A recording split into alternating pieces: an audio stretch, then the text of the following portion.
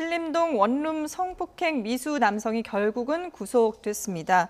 자, 지난 5월 신림동에서 이른바 주거 침입 성폭행 미수 사건이 발생한 데 이어서 2달 만에 닮은 꼴 사건이 또 터지면서 혼자 사는 여성들의 불안감이 치솟고 있는 상황인데요.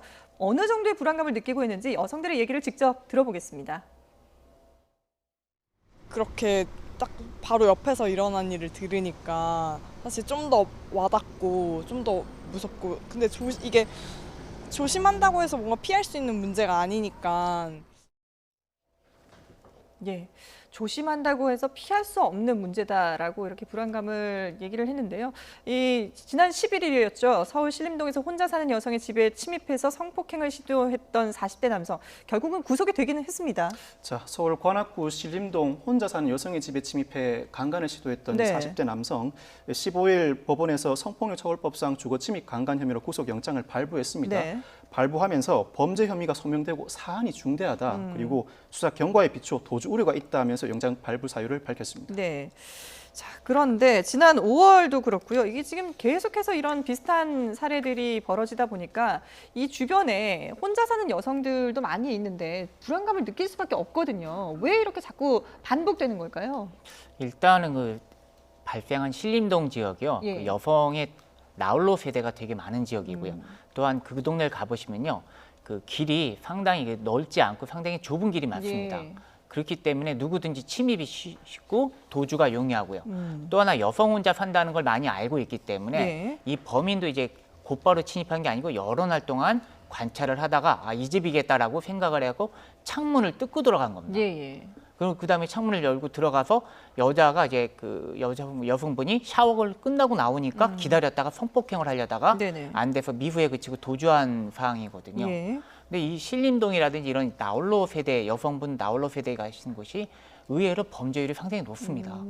실제로 지금 보면은 혼자 사는 여성들의 경우는 이 범죄에 노출되는 경우가 11배가 더 높다고 하더라고요. 예, 맞습니다. 그 여성분들 혼자 사는 경우가 의외로 11배뿐만이 아니라 실질적으로 자료가 없어서 그렇지 적도 많을 거라 그러는데 예. 현재 그 공식적인 자료는 4대 강력범죄 중에서 여성 피해자, 그러니까 살인, 강도, 강간, 화재, 그러니까 방화죠. 방화의 4대 범죄 중에서 여성 피해자가 90% 정도가 여성입니다. 그러니까 그렇군요. 대부분이 여성분들이 혼자 산다고 해서 피해를 입는 경우가 많이 있는데 네. 이거에 대한 좀 대책이 사실은 부족한 게 사실입니다. 예. 그래서 경찰이 이 신림동의 여서 주거 밀집 지역에 순찰대를 집중적으로 배치하고 안심홈 사업을 서둘러서 추진하겠다라고 밝혔는데 이것으로 이런 범죄를 막을 수가 있을까요? 그러니까 일단 안심홈 사업은 경찰청과 경비업체가 원룸 다가구 주택에 거주하는 여성들을 위해서 홈 시큐리티 시스템을 굉장히 저렴한 비용으로 제공하는 서비스입니다. 여성으로만 구성된 가구거나 아니면 네네.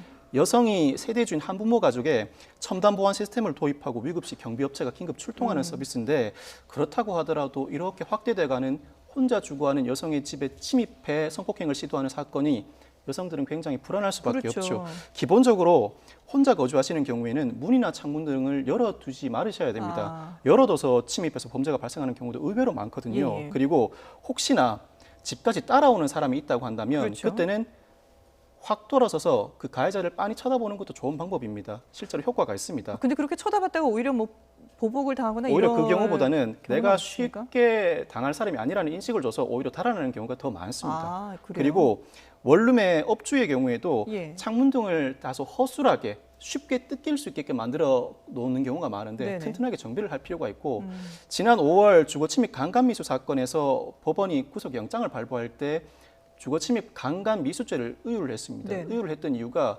따라왔다가 문을 닫고 들어간 여성을 향해서 문을 움켜쥐고 두드리고 그렇죠.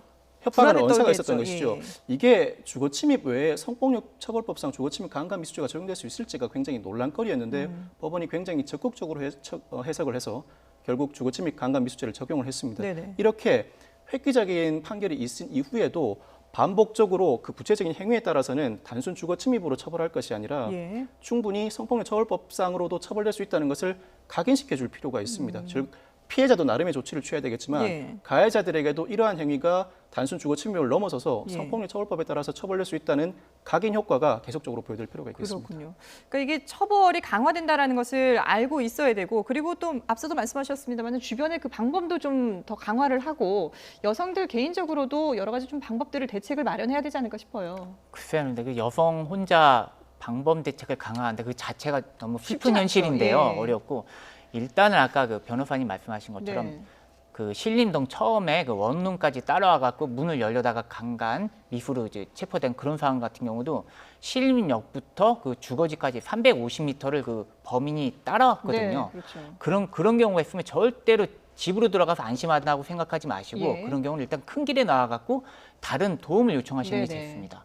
두 번째로 그 침입을 방지하기 위해서는 유리창 같은 경우, 창문 같은 경우에 창문 방지 장치, 잠금 방지 장치, 열림 방지 장치가 있어요. 네. 그거를 개인적으로 부착해 갖고 사용하시면요. 바깥에서 창문을 열려고 그러면 경보가 울린다든지 창문이 열리지 않는다든지 그런 시스템이 있거든요. 예. 아니면 세 번째로 그 침입할 때 문을 만약에 그 뭐 도어락을 열고 한다. 네네. 그런 경우 도어락 번호를 자주 바꿔주신다든지 아니면은 도어락을 이중 번호 도어락이 있습니다. 그런 거 교체하시는 것도 좋은 방법인 예. 것 같습니다. 지금 화면에 나가고 있습니다만은 이런 범죄 예방책들을 스스로 여성들이 스스로 공유를 하면서 자구책을 마련하고 있다고 하는데, 이런 부분들이 뭐 글쎄요, 개인적으로 어떤 이런 범죄들을 예방할 수 있기에는 좀 한계가 있지 않을까 싶은데, 전반적으로 이런 방범 시스템이라든지 보안에 대해서 좀 시스템이 마련돼야 되지 않을까 그런 생각을 해봅니다. 네, 오늘 말씀은 여기까지 듣도록 하겠습니다. 지금까지 김주한 한국범죄학연구소 연구위원 그리고 박성배 변호사와 함께했습니다. 두 분 고맙습니다.